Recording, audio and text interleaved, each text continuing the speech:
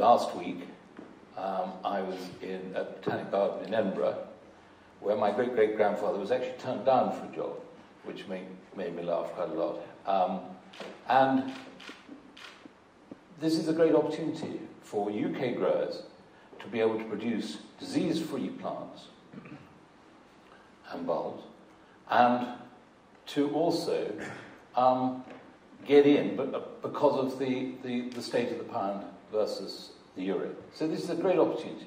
You weren't a Brexiteer, were you? A Brexiteer? Well, you weren't pro-Brexit. You didn't. Did you? Well, let's just ask you. Did you vote to leave or remain? I voted to leave. Right. Okay. So you are. So you're a through and through Brexiteer. Yeah, sure. Yeah. You're not a Remoaner, in other words. Absolutely but I mean, not. a lot of people are quite worried in the audience about Brexit, aren't they? I mean, what can you? Well, there's uncertainty. You can Who knows what the in life, economy you can either see things as an opportunity or an opportunity to moan. Personally, I think things are an opportunity. Huge opportunity. Huge opportunity for the growers in this country. We've been beaten down, particularly by the Dutch, and now is our opportunity to get back. Well, what about or at least we can grasp that opportunity. So what about the uncertainties with the economy, and there's worries about consumers? Okay, economic Armageddon hasn't happened, but consumers are not necessarily spending in the way that they need to support garden centres. I mean, what do you think people are worried about? The garden centre industry. Well, we'll ask the audience in a minute, but... well, we haven't noticed. The only thing that we have to worry about is the weather, and actually you can't worry about that. So that's not going to improve with Brexit, no. The weather. No, we can't do anything about that. What about shortage of labour, though? Because a lot of people are worried about that. European migrants have been supporting the economy. Is that a concern? Well, and at the same time, if you look back through history, it used to take 5 people to mow your lawn. Now you do it yourself. So the robots will save the day? Well, and mechanisation. I'm jumping a little bit ahead. Yeah, I think you're slightly ahead. Mechanisation. I like to be forward-thinking. Yeah. Okay, so, but I mean, there is a concern, isn't there? By the way, my view for nurseries is the same for farming. That there is a great opportunity for farmers to also take this up and produce better product. Instead of kowtowing to the supermarkets and producing the cheapest possible product, we should be producing the best possible product, whether it's in nurseries or whether it's in farming. You did mention a weak pound briefly. I mean, and you're saying this is a virtue. You can turn Brexit. It's a virtue if you're producing and competing against foreign imports. But it's also an issue, isn't it? Because a lot of garden centres do import quite heavily. Isn't that a problem? I mean, I know I'm sounding doom and gloom. No, exactly. Well, they are, but maybe now they'll stop and start looking internally. And is there going to be sufficient opportunity to do that? I mean, is Britain geared up for garden centres? But we should do. So how do and actually, I was listening also carefully to somebody who mentioned that not only should we be producing things in this country, but that includes right the way through to the baby plants as well. And I think that's really important.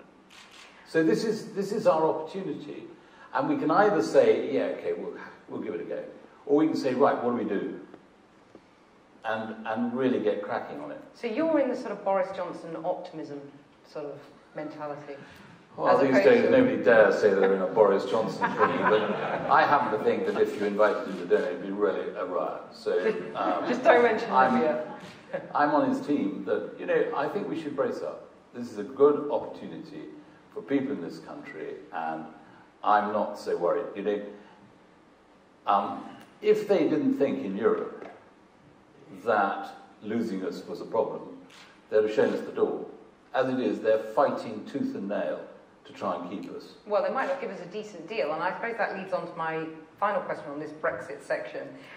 If you are in the Boris Johnson sort of mould, are you confident that the current government, led by Theresa May, can get the Brexit deal that you and your colleagues in the room from garden centres around the country need? Sure I am. What's the alternative? That's not a ringing endorsement, is it? No, but actually they're good enough. I think they'll do a great deal. Yeah. Right, let's get some questions from the audience on this. After this chunk, I'm going to move on then to technology and what the future holds there. Stay on this bit, though. Yeah, but if anyone Does anyone have a question now? Coming from a nursery background, Not Cuts are very strongly pushing for UK suppliers. My concern is that when we visit the suppliers, they are actually operated, most of their staff, with EU members. That's my concern. What's going to happen to them? Luckily, I don't run nurseries at the moment. Otherwise, it would be my problem. But he does.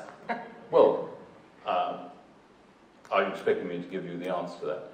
We've obviously got to do a deal in terms of labour coming into this country to come and work when we want them to work. Does that mean to say that that just opens the door to anybody coming in forever? I don't think it does. People have work permits all over the world. My daughter's on a work permit in Hong Kong, and at the end of her work permit, she was asked to leave. That was the end of it, because they wanted to train somebody else up to do her job. Perfectly understandable. Have people that have used cheap labour gone that route as opposed to looking at other methods, or maybe training up the indigenous people? I don't know, because I'm not close enough to that. But I don't think one should just say, well, we can't do it. What we should say is, how do we do it? Andrew Bracey, who's the chairman of Dobbies, was one of the founding directors of Ocado. So he knows the people at Ocado extremely well.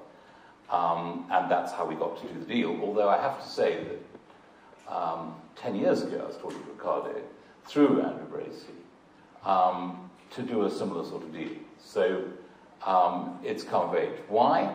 Well, when you look at the money spent by a well-known group of garden centres on trying to put together their own online business, it runs into millions and millions and millions and squillions. And Ocado are at the forefront of online and have been for the last 15 to 20 years. So using their expertise and their money is much better than us doing it. So it's actually costing us almost nothing. So it's the sort of deal you'd do anyway. And how's it going? Is it they working? also have 6 million customers, right, who are all AB customers. So that's another good reason to be doing it. How's it doing? It's doing slowly. I mean, there are problems. The biggest problem is getting the product to the customer. And obviously things like click and collect work. But whether we like it or not, the internet and internet sales are here to stay. And the high street outside of London is now in meltdown. And that is because of everybody buying online. So so far it hasn't impacted on us, but it will do. And we've just got to be in the right place. But when you say it's a problem getting the product to the customers, because plants don't travel well? Or? That's right. Yeah. Exactly that. So hey, you can't really get around that, can you? Or can you? Well, you get around it by click and collect, for example. And they are getting cleverer and cleverer at packaging. So we're looking at it, and we're working away on it. And whatever we produce will not be the perfect answer. But undoubtedly, we've got to be prepared for it, because it's happening. Why are you so convinced that online is going to eat so much of your business when, there is an option, isn't there, that you could turn garden centres more into sort of destinations, as many are? Well, I think most are these days, but the fact of the matter is that the next generation coming up actually buy almost everything online. And therefore, why would they stop when it comes to plants? And actually, when I was out of work, I started buying online. I forced myself to buy plants online. And I found I really enjoyed it. I mean, there are some things, like wild plants and things, which you just can't get in a garden centre. So that was fascinating, and there are some really interesting websites for that, because I'm interested in that part of the garden that goes from formal garden to wilderness, and that's sort of to move from one to the other without actually realizing you've done it. Well, that's at home anyway. So, and of course what you can do is you can sit in bed shopping in the morning. The only difficulty is when your daily arrives and you're still sitting in bed. But actually, you can do a lot more shopping than you can in a garden centre. It's all right if you don't have a daily. Sorry, just saying. I mean, you can stay in bed all day then.